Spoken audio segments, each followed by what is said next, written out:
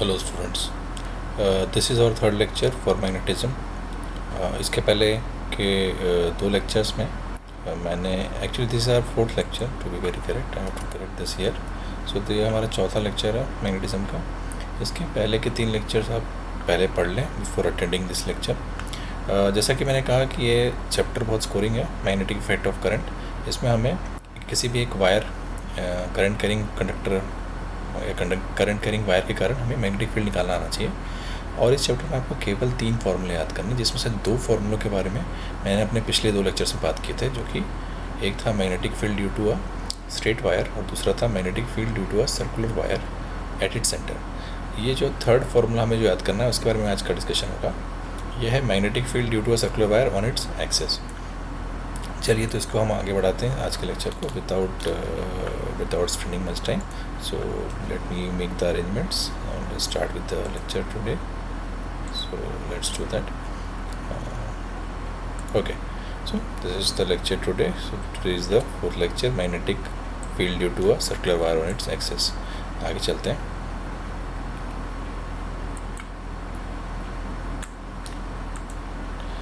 So simple सा situation समझिए क्या है। एक सर्कुलर रिंग है और उसके एक्सेस पे किसी पॉइंट पे जो है हमें पी पॉइंट पे इस रिंग के कारण, इस रिंग में करंट जा रहा है। इसका डायरेक्शन जो है आपको शो किया गया है यहाँ पे एरोस के थ्रू। ये एरोस जो है वो डायरेक्शन दिखा रहे हैं इस रिंग में। तो इस रिंग के कारण इसके एक्सेस पे पी पॉइंट पे कितना फील्ड होगा मैग्नेटिक फील्ड, वो फार्मूला आपको याद रखना है। ये फार्मूला नीट या जेई या किसी भी एग्ज़ाम में, कॉम्पिटिटिव एग्ज़ाम में काम आएगा। This is the third formula that you have to remember, and the formula is B on axis is mu naught by 4 pi into, ये तो हो गया आपको constant, mu naught by 4 pi 8 times into 2 pi N I R square. What is N? Capital N क्या है? Capital N है number of turns, कितने turns हैं, है ना। अगर एक ही रिंग है तो एन विल बी 1, दो रिंग्स हैं तो एन विल बी 2 लाइकवाइज। तो ये रिज़ल्ट आपको अच्छी तरह से याद रखना है। तीसरा रिजल्ट है जो आपको इस चैप्टर में काम आता है। सो एक बार फिर से याद करेंगे, म्यू नॉट बाई 4 पाई क्या होता है? Mu naught by 4 pi times 2 pi N I R square upon x square plus R square square 3/2। अब खास बात देखिए, ये एक्सेस है और आप एक बात ध्यान दीजिए कि जो सेंटर पॉइंट है वो भी तो एक्सेस पे ही है ना। तो उसके लिए हम अगर फॉर्मूला लगाना चाहें ये वाला, तो उसके लिए क्या करना पड़ेगा हमें? उसके लिए बस ये करना पड़ेगा कि x क्या दिखाता है, x o से दूरी दिखाता है जिस पॉइंट पे निकालना है उसकी। तो अगर मान लीजिए हमें o पे ही निकालना है तो हमारा x जो होगा वो 0 हो जाएगा, है कि नहीं। तो x विल बी 0 यहाँ पे। तो आप ये सॉल्व करेंगे तो आपका रिजल्ट आ जाएगा 20 at centre will be mu naught by 4 pi 2 pi N I by R. ध्यान देने वाली बात यह है कि ये जो रिज़ल्ट है ये हम अपने magnetic field at the centre of the ring वाले फार्मूले से भी निकाल सकते हैं। आपको ध्यान है फार्मूला क्या था? Mu naught I by 4 pi into alpha, where alpha is the centre at the angle. तो एंगल एट द सेंटर, यहाँ पे फुल रिंग है तो 2 पाई हो जाता है, and N is the number of times the ring, है ना। तो अगर इस रिजल्ट से हम देखें तो हम इनको डिवाइड करें, B axis by B centre, तो हमारा रिजल्ट क्या आ जाएगा? B centre by B axis will be mu naught by mu naught 4 pi cut जाएगा, 2 पाई एन कट जाएगा, will be left with this. तो ध्यान देने वाली बात यह है कि if you look at this expression I can clearly see कि जैसे जैसे एक्स बढ़ेगा वैसे वैसे ये वैल्यू कम होगी, राइट। सो अगर आगे चलें, here I am interested in drawing the graph of magnetic field on the axis of a circular ring. तो देखिए, उसको ग्राफ को कभी भी किसी एग्ज़ाम में या कभी भी किसी प्रॉब्लम में ग्राफ बनाना हो तो आपको उसके लिए इक्वेशन की ज़रूरत पड़नी है। तो उसके लिए आपको इक्वेशन पे जाके देखना है कि ग्राफ कैसा बनेगा। उल्टा नहीं होता, यहाँ से स्टार्ट होती चीज़ें। इक्वेशन देखिए, इक्वेशन ये थी, B on axis is mu naught by 4 pi 2 pi N I R square by x square plus R square square 3/2। इसमें आप देखिए, अगर इसका मेरे को नेचर पता करना है, ये ग्राफ इसको देख के ग्राफ बनाना है, तो सबसे पहले मुझे इसको कैलकुलस यूज़ करना पड़ेगा। तो उसको डिफ्रेंशिएट करने पड़ेगा विद रिस्पेक्ट टू एक्स। तो वो करूँगा तो उसका खास बात क्या मिलता है मुझे कि जो है जो सारे पॉइंट्स हैं उस पर जो x है, खासकर ये a डैश और a जो पॉइंट है उस पर जो dy बाई डी एक्स की वैल्यू कांस्टेंट आ जाती है और d square p by D X square equal to 0 हो जाता है। अगर आपने कैलकुलस पढ़ा है, डिफ्रेंशिएशन पढ़ा है, तो आपको पता होगा मैक्सिमम मिनिमा जब पढ़ते हो तो 3 तरह के पॉइंट होते हैं किसी ग्राफ के।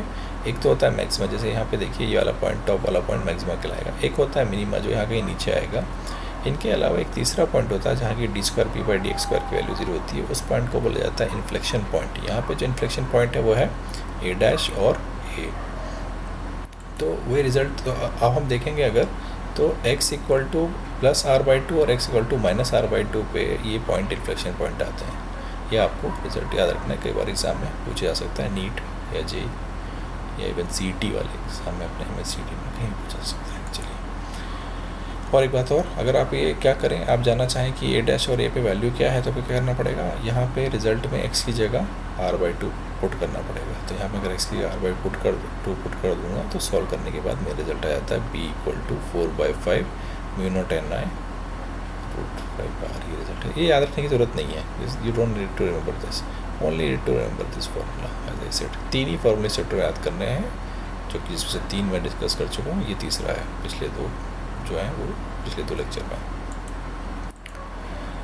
अब एक और कंसेप्ट रिलेटेड है इसी कंसेप्ट से, एक्सिस पे फील्ड वाले कंसेप्ट से, उसको बोलते हैं हेल्महोल्ट्ज़ कॉइल। हेल्महोल्ट्ज़ कॉइल क्या है, दो अगर मैं रिंग लूँ और उनमें सेम डायरेक्शन में करंट फ्लो कराऊँ, जैसे आप देखो दोनों में सेम करंट फ्लो कर रहा है और इनका रेडियस सेम होना चाहिए दोनों रिंग का, और इनके सेंटर के बीच की डिस्टेंस भी सेम होनी चाहिए, तभी मैं इस अरेंजमेंट को बोलूँगा हेल्महोल्ट्ज़ कॉइल। हेल्महोल्ट्ज़ कॉइल जो एक स्पेशल अरेंजमेंट है ना, और कोई different arrangement will not be Helmholtz coil. तो इसके लिए रिक्वायरमेंट क्या क्या है, एक तो 2 रिंग चाहिए आपको सेम रेडियस की, करंट का डायरेक्शन सेम होना चाहिए, और इनके सेंटर्स के बीच का डिस्टेंस भी सेम होगा, सेम इज द रेडियस। तो अगर मैं ग्राफ बनाऊँ मैग्नेटिक फील्ड का एट दैट पॉइंट O, तो आप देखो इस तरह का ग्राफ बनेगा, है ना। अब खास बात क्या है, यहाँ पे जो है इस हेल्महोल्ट्ज़ कॉइल अरेंजमेंट में आपको कितने इन्फ्लेक्शन पॉइंट मिलेंगे, तो आप देखो 3 इन्फ्लेक्शन पॉइंट मिलेंगे, a dash, a double dash और a। इसमें से a डैश वाली वैल्यू और a वाली वैल्यू क्या होगी, ये वैल्यू होगी जो हमने पिछले वाले स्लाइड में देखा था, और एट पॉइंट ऑफ इन्फ्लेक्शन जब x equal to r/2 put कर देते थे आप तो रिजल्ट आ रहा था। यहाँ r की जगह मैं a/2 यूज़ कर रहा हूँ, तो a/2 पुट करें तो रिजल्ट आता था। अब अगर मुझे a डैश बताना है, मतलब या a डैश का मतलब ये O वाले पॉइंट बताना है, तो O पे क्या होगा, इन दोनों के कारण ऐड हो जाएगा, तो रिजल्ट जो है वो ट्वाइस ऑफ दिस वैल्यू हो जाएगा, तो this will be the result.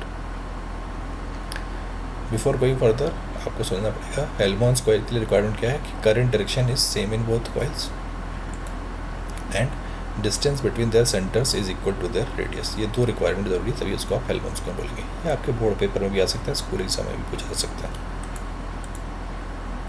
एक एग्जांपल देखते हैं जिसके थ्रू आपको अंडरस्टैंडिंग क्लियर होगी इस कंसेप्ट की, इस फॉर्मूले को याद रखने के लिए।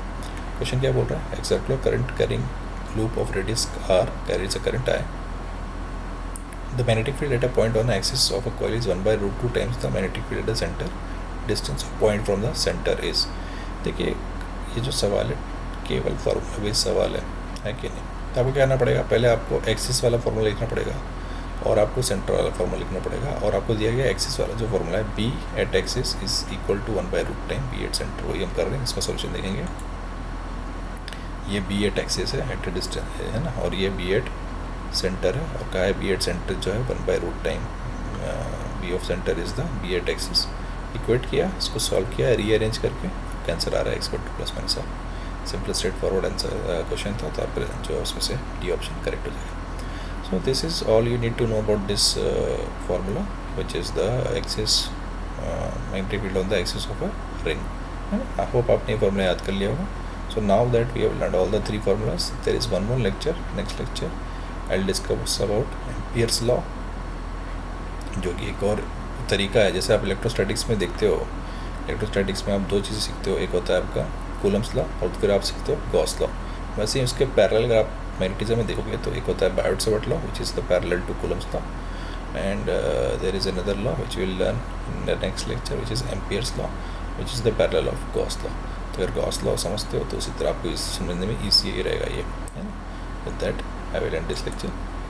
सो I will request you to subscribe to this channel so that you can keep learning and you will be noted, you will be informed as soon as I put up a new lecture.